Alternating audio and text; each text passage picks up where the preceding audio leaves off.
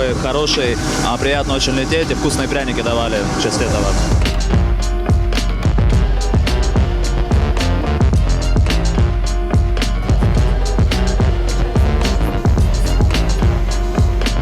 Если у нас на CRJ200 здесь был штурвал в кабине пилотов, то сейчас мы управляем с помощью джойстика, который называется сайдстик.